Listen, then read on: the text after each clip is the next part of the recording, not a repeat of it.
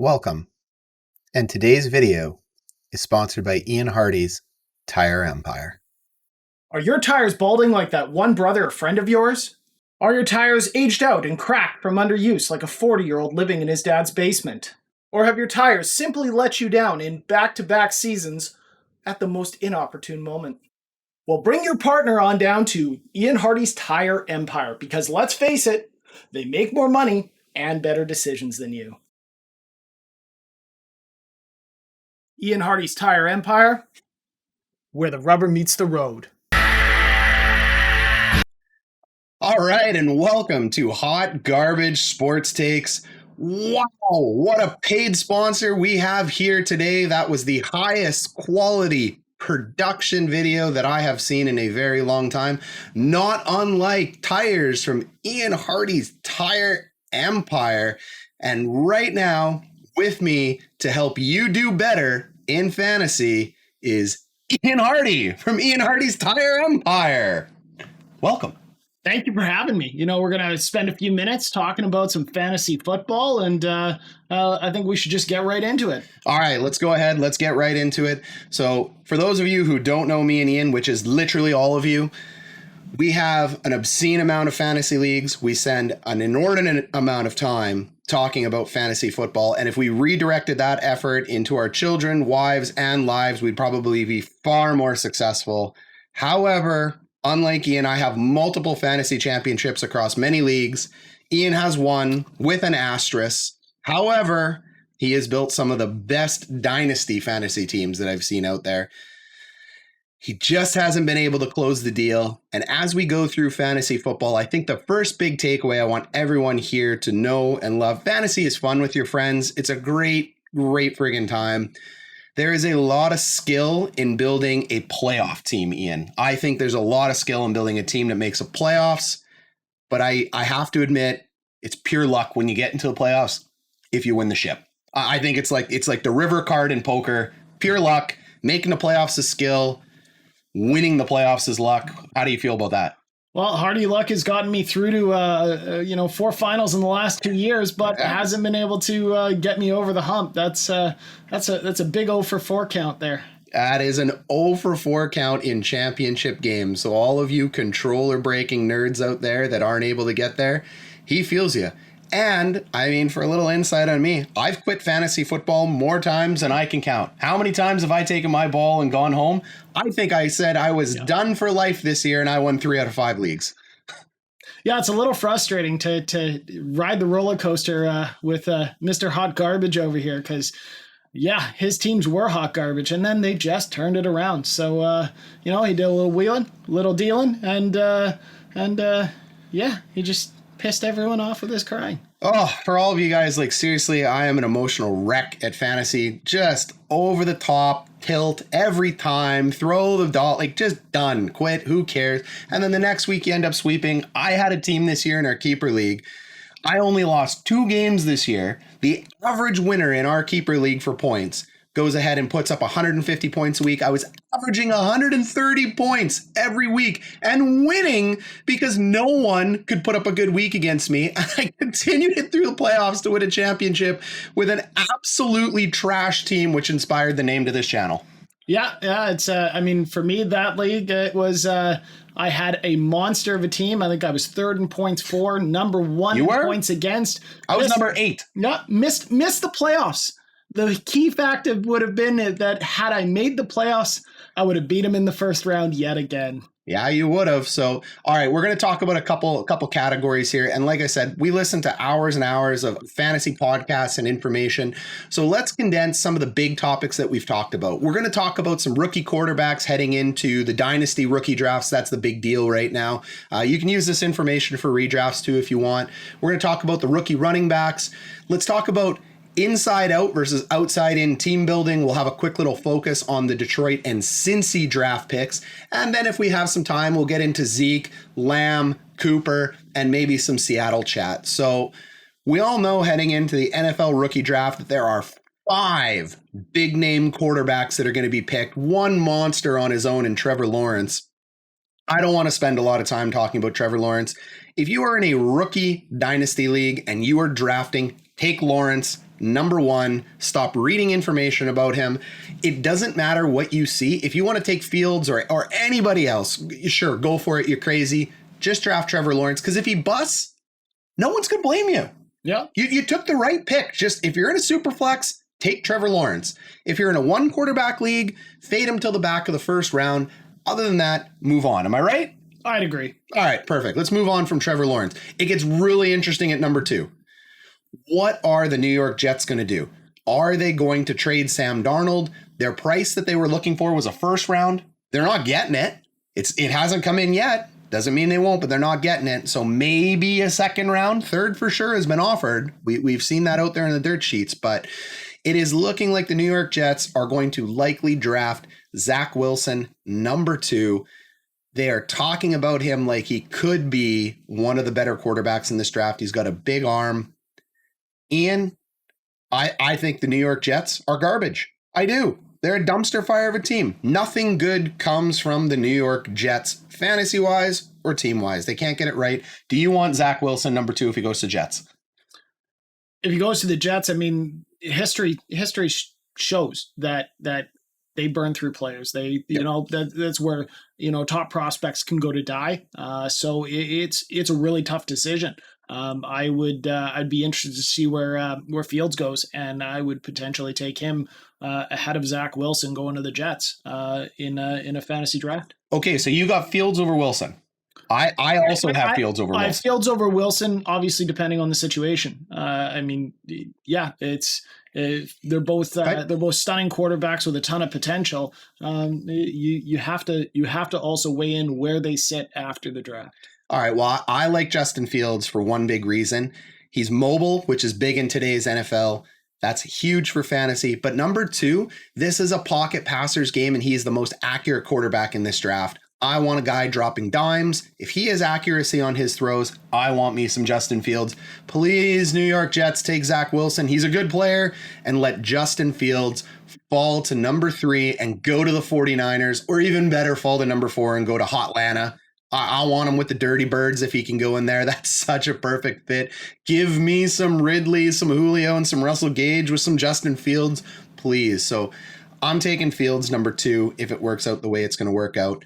Trey Lance is likely going to come in at number 4. He's got a big arm. Here's what I love about Trey Lance. He's young. He's only 20 years old. He's played 2 years. Quarterbacks usually wait till their senior year to enter into the draft. This young man is going to play 2 years in the NFL. He could sit behind a quarterback for 2 years and get better experience than he does in college. If Trey Lance ends up going number 4 to Atlanta, the draft order goes the way we think. Lawrence, Wilson, Fields, Trey Lance goes to Atlanta. Do you want him? As 4th quarterback off the board, he could be a massive value for someone, especially someone who may or may not be in a full rebuild right now. He could be a fantastic value pick. Absolutely. And you know who I don't want to sleep on, Ian? I don't want to sleep on Mac Jones. The fantasy community, you're all nuts. You're down on Mac Jones because Mac Jones isn't mobile. I want mobile numbers. Guess what? Tom Brady isn't mobile either. Mac Jones is a pocket passing machine right now. People love his stature. He is the prototypical quarterback in the NFL, circa 2010, of course. But when I think about the running quarterbacks, Josh Allen, he had a tough first couple years. He wasn't accurate. Great now, but I mean, I don't know. Russell Wilson, he's being killed behind an offensive line that just isn't giving him any help. He is mobile, but it took him a while to come around into a good pocket passer. I want guys that are going to be consistent and throw the ball. I think people are going to sleep on Mac Jones. Give me some Mac Jones. I'm not afraid to take him in the first round of a dynasty rookie draft. If Mac falls to pick 7, pick 8, and he's not in the top 5 picks of a dynasty superflex league, give me him late. Do you want him late in the first round, or are you going to fade him out? You know what? The struggle I have right now is my dynasty leagues. I'm going for it all. I haven't had a ton of time to look at some of these top picks simply because they're not going to fall for me.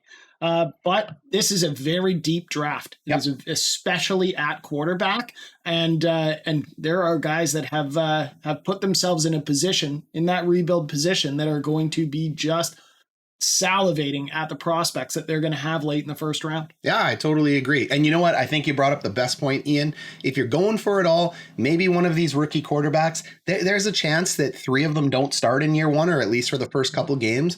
So in a dynasty league, if you're in a win now option, I don't mind if you're going to look at some of these generational players. There's some really good running backs out there. We know it's scarce. We know Kyle Pitts is out there. We know Jamar Chase is out there. I don't mind if someone wants to reach. If you're in win now and you have a top 5 pick, I don't know why you have a top 5 pick if you're in win now, but if you're there, yeah, you may want to draft one of these skilled guys. So let's transition over to what a lot of people are talking about, which is the rookie running backs. We're only going to look at the big 3, Najee Harris, Travis Etienne, Javonte Williams. Give you a quick breakdown on the 3 of them. Everybody has Harris as a first round grade right now in the NFL. They're really high on this player. Here's 2 things I don't like about Najee Harris. I don't like his age. He's 23 years old.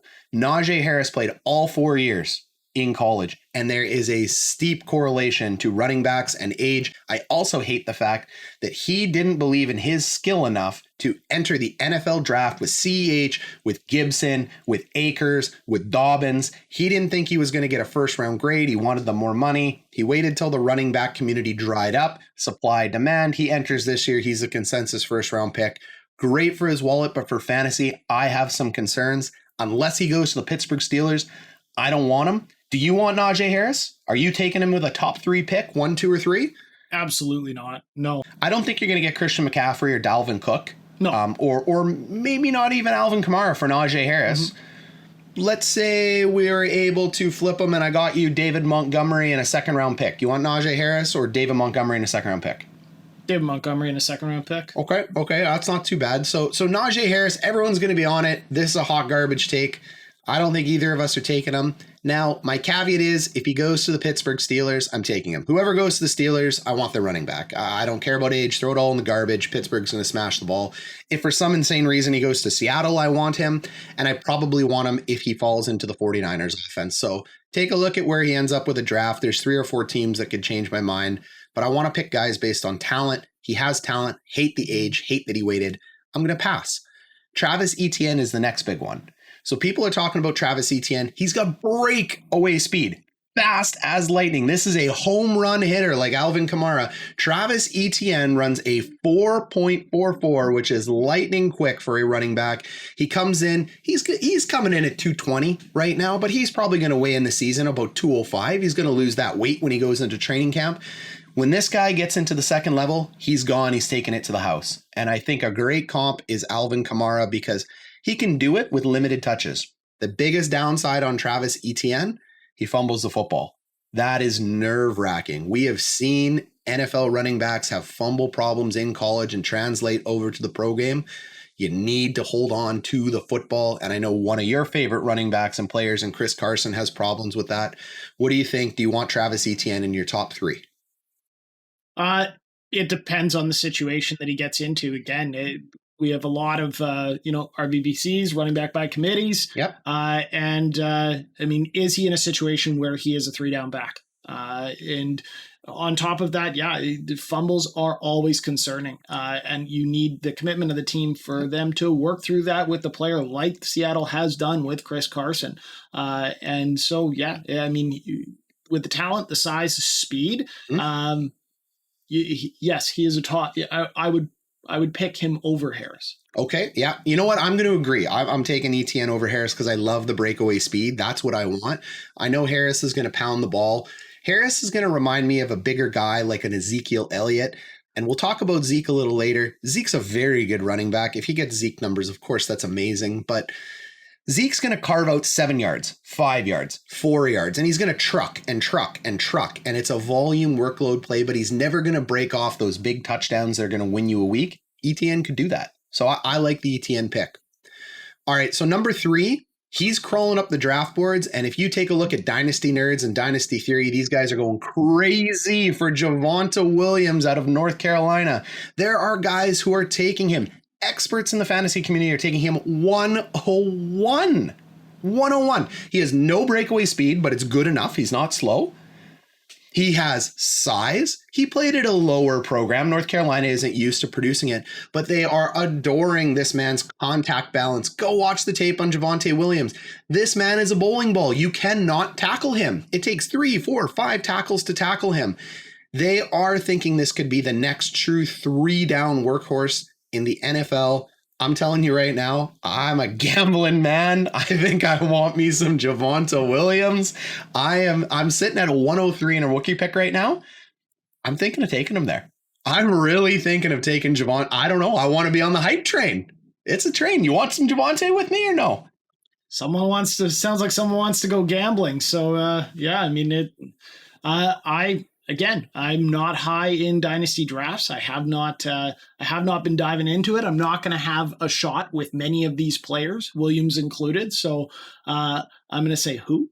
Well, yeah, you know what? That's totally fair. If you're late, don't bother scouting him, because if he falls, take him. Here's the funny thing. 2 weeks ago, you could have got Javonte Williams late. No one was talking about him. Now here he is. He's here at 1. I want me some Williams. You know what? If I lose my league not taking Harris, the best thing about fantasy football is you got to have fun doing it. I'm not going to have fun watching Najee. I don't want him. Piss off. Throw him in the trash. Yeah. I'm out. Give me some Williams. Yeah. Okay. So the next thing I want to talk about is some outside versus inside building in the NFL. So if you build from the inside out, that means you're going to take your defensive line and your offensive line, and you're going to build from the middle. You're going to build out towards your perimeter players. So if you're thinking of a defensive player, you're building from your defensive linemen to your defensive ends to your linebackers, and then you end up building out to your DBs and your safeties. Offensively, you're building from your center to your tackles to your guards, and then out to your wide receivers. And in the NFL, there's always a few scripts that work. Right now, we are in a mobile hybrid offense. That's what everybody wants to play. They want Lamar Jacksons. They want Josh Allens. They want to be able to run the ball. They want run-pass options. It is a very exciting game in the NFL. But you know what never goes away, Ian? Smashing the rock down another team's throat and beating them in the trenches. And you got to do that building inside out. Pocket passing is never going to go away in the NFL. It will come back. It's not here now. I'm telling you right now, there's my take. Pocket passing will be back. Shocking. What a take. Quarterbacks throw the football. So we look at Detroit and Cincy. What are they going to do? There are rumors right now that Jamar Chase could go to Cincy with pick 5 to reunite Joe Burrow with his guy from LSU. Joe Burrow just had his knee blown up in like every single way. Franchise quarterback. They took T. Higgins with the number 2 pick last year. And now all of a sudden they think the right play is to go get a dynamic playmaker in Jamar Chase, the best receiver in this draft, and not fix the line. How could you not take the lineman on this? What do you think, Ian? Do you think they should be building inside out, or should you be following what modern day NFL GMs are starting to do, which is to build outside in, get your skill players, and then fill the line with later picks? What do you do? You need to protect your quarterback. The building a line is crucial to keeping your quarterback healthy, and to building a long-term relationship with that player. So you have to protect your quarterback. You spend huge draft capital on a guy like Joe Burrow. He's a dynamic quarterback. The injury that he suffered was avoidable. And taking a top-tiered wide receiver when you have taken a guy like T. Higgins, when you need to build that offensive line and protect your quarterback, it just doesn't seem like the right call to me. Yeah, no, I'm with you here. But you know what? We're not NFL GMs. We don't make millions of dollars doing this. So I always say that their scouting department, the GMs, they know better than we do in the fantasy community or anybody else. So they'll pick what's right for their team. Jamar Chase will open it up for him, but I'm with you. That's the hot garbage take right now. Please take the lineman since he protect Joe. I love Joe. Protect him. We need him in the league. And one of your favorite players, Russell Wilson, is asking to leave Seattle because he doesn't have a line. He's tired of getting hit. He's not asking to leave Seattle. He wants to be there. He loves the franchise. He loves the city. He doesn't want to leave Seattle. He wants to be heard. And a lot of players now want to be heard, and they want input, especially when there's such a crucial piece like a Russell Wilson. You need to protect your quarterback, especially when your quarterback is still mobile, but aging. you cannot have him getting hit in the frequency that he's been hit the last 2 years. Yeah, no, I totally agree. I mean, you look at Russell Wilson, takes a big money deal, no money left for the line. Now he's pissed. He's getting hit. Of course you're getting hit. You need some linemen. Go ahead, look at Cam Newton. Ruined his entire career. Conky after Conky. Couldn't protect him. Andrew Luck quits the league because Andrew Luck doesn't have a line. Tony Romo gets 2 shoulder injuries, so then Dallas goes ahead and invests in a line. Aaron Rodgers has broken his shoulder and his clavicle a million times. These quarterbacks that end up being elite and don't get a line to protect them, like, go get the lineman, Cincy. All right, Detroit. The Detroit Lions are also being tied to a big skill player. They have a whole new regime coming in. Guys like Kyle Pitts are being tied to them. Devontae Smith, Jamar Chase, if he ends up following. Again, outside in, similar to Cincy. They just picked up Jared Goff. I don't want to spend a ton of time on Detroit because they're absolutely an atrocious franchise. They'll never be good. Just take that right now. They'll never be good. They weren't good then. They aren't good now. Jesse Finley, your team blows. However, they will take an exciting player to reinvigorate the franchise as well as the fan base, but they should be looking, in my opinion, at some Micah Parsons, take the number 1 defensive player in the draft, or even if a quarterback falls, take the successor to Jared Goff. He's got 2 years left. I don't think he's the answer, but he'll get you through. Okay, so the next topic right now, let's talk about Ezekiel Elliot. The fantasy footballers are really high on Ezekiel Elliott right now. They're not high because, like, we should go out and draft him 101. I'm not saying that. No. The fantasy footballers are high because Zeke is falling to the back of the first round and into the second round in startups and redraft leagues. And they think that's far too far. He started the league at 19-20. He's played 6 seasons. He's actually the same age as Aaron Jones. Shocking. It's absolutely shocking. He's the same age as Aaron Jones. Feels like Zeke's been in the league forever because he has. People are worried about that running back regression. They're fading him, and the ballers are telling you shouldn't fade him. You should be in the middle of the first round. If you can get him in the back of the first or the second, he's a great value. Go get some Zeke. I'm going to tell you right now, I don't think I want Zeke. And I don't want Zeke for one reason. If you miss on your first round pick or your second round pick, even if he falls there, whatever that value is, if he doesn't produce, you're going to lose your league. You're going to lose your league. And I don't think I want to risk my league that year on Ezekiel Elliott. And the trade values that we're seeing for Zeke right now, they're not low. If they were low, if I could go, flip maybe a late first round rookie pick for Zeke, I'd go take him. But they're not low. So the ballers are saying, he's a good value, invest in him. I'm telling you right now, as a Dallas Cowboy fan, I'm staying away from him. I don't want any Zeke. Do you want Zeke? No. All right. I think that's pretty simple. And you know what? Here's the deal. If Zeke ends up coming back, I'm a huge Cowboys fan, and he pops off 1,400 yards, which is, I think, his ceiling, maybe 1,500. And he hits his ceiling this year and does really well, trucking his 4 or 5 yard gains. Great. I'm cool missing it. I'm cool. I'm just going to take somebody else. Fair? Fair. All right.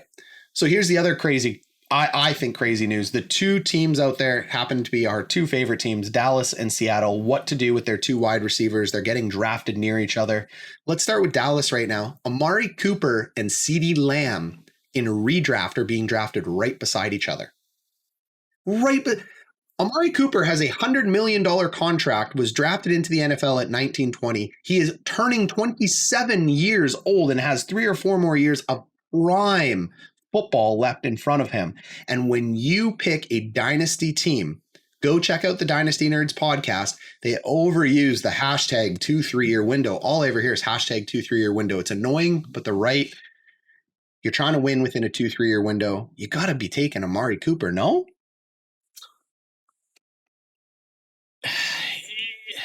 Yeah, it's a difficult decision. You with the youth and the skill of CeeDee Lamb, you just don't know, who Dak's going to latch onto as his primary receiver.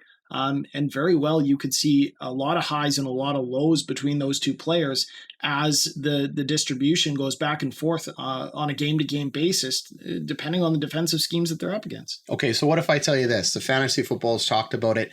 CeeDee Lamb played all 4 of his games from the slot. Every pass was from the slot. 77% of his targets came from the slot. And you know who produces in fantasy football from the slot? Nobody. If you look at the top 10 receivers in the NFL right now, last year for fantasy that were slot receivers, you want them on your team. but they're not your alpha receivers. You want those X receivers on the outside, opening up the game and catching the big balls. And right now, Michael Gallup is their outside receiver, and so is Amari Cooper. So CeeDee Lamb is the beneficiary of playing in the slot. He's highly talented, and I think he will move to the outside. I really do. I think Gallup is the odd man out in this offense, but the fact that Cooper and Lamb are beside each other in redraft, give me some Cooper. In Dynasty, yeah, okay, give me some Lamb, but I think you could win this year with Amari Cooper over CeeDee Lamb. And you know what? Yeah, you got 10 years of Lamb, maybe, but 10 years of Lamb or 2 guaranteed years of Cooper. What do you want? It'll be interesting to see for sure. Okay, so let's pivot over to your Seahawks. Oh, my Seahawks. Two faces. So the Seahawks in the first 8 games, they let Russ cook. They want to run the ball. Mm-hmm. They let Russ cook. And Tyler Lockett and DK Metcalfe are godsends in the fantasy community, are they not? They are. First 8 games. Yeah. Russ Wilson, DK Metcalfe, and Tyler Lockett faceplant in the back half of the year, causing some people their fantasy championships. What are you doing next year with Lockett and Metcalfe? In the dynasty, in your dynasty drafts, in your redrafts. Yeah. In your redrafts, you're still taking Metcalfe over Lockett. Metcalfe is bigger, he's stronger, he's faster, and he can really spread out the field. And he has an absolute ton of potential. Lockett is starting to, I wouldn't say he's starting to fade, but Lockett is an older receiver. He put up a beautiful season last year with over 1,000 yards. Well, Lockett is that hand grenade. Yeah. You put him in your lineup for the right time, he win you a week by himself. Mm-hmm. And then he completely goes away. So Lockett is a fantastic best ball player if you're playing best ball, because you're always going to get his best games and not his worst games. DK Metcalfe, though, rapid fire question for you. People have DK Metcalfe as a top 5 receiver in both redraft and dynasty right now. Some people have him as number 1. So, in Dynasty Fantasy Football, in a startup draft, do you want DK Metcalfe or AJ Brown? DK Metcalfe. You're taking Metcalfe, okay. I'd take Metcalfe all day long. I'm taking Brown. I like Metcalfe, but I am taking Brown simply because AJ Brown has a 70% contested catch rate. When it comes to the NFL, contested catches, in my opinion, are the best indicator of an elite receiver, and AJ Brown has a better contested catch rate. I want some Brown. But you want some Metcalfe? I think Metcalfe's got the better quarterback, so valid argument. Well, you know what? In my opinion, Metcalfe, the reason why his contested catch rate would be lower is he doesn't have as many contested catches. Okay. Kelvin Ridley, DK Metcalfe. Ooh. You got 143 targets for a wide receiver, number 2 behind Julio Jones on the Atlanta Falcons. You want Kelvin Ridley or DK Metcalfe? 143 targets. 165 is elite. 140 is amazing. Who do you want? That's a tough decision. I'm such a homer that I want to say DK Metcalfe, but Ridley is proving year in and year out that he can improve, that he is worthy of the targets, and that he's a dynamic playmaker. So, that is a very difficult decision. Okay. DK Metcalfe, Tyreek Hill, or Davante Adams? DK Metcalfe, Tyreek Hill, or Davante Adams? Yep. I have to go Tyreek Hill all day long. Okay, you want a quarterback like Patrick Mahomes, his flat out speed and his flat out speed and playmaking ability. Tyreek Hill is a bona fide number 1 right now. Okay, and then the bonus round, Dynasty football only. Do you want DK Metcalfe or Justin Jefferson? I want DK Metcalfe. I agree. Proven. Yeah. Proven. I really like Justin Jefferson going in, but here's the hot take. It's only 1 year. Sophomore slump is a thing. I think he's going to be elite. However, I'm biased. I have a lot of shares of him. So I'm taking Metcalfe, though. I will. Yeah. Okay, so last topic here. CEH, last year's 101. CEH. Did CEH have a good year to you last year? Just your gut feel. Let's not even pull stats. How do you feel about CEH? He had an okay year.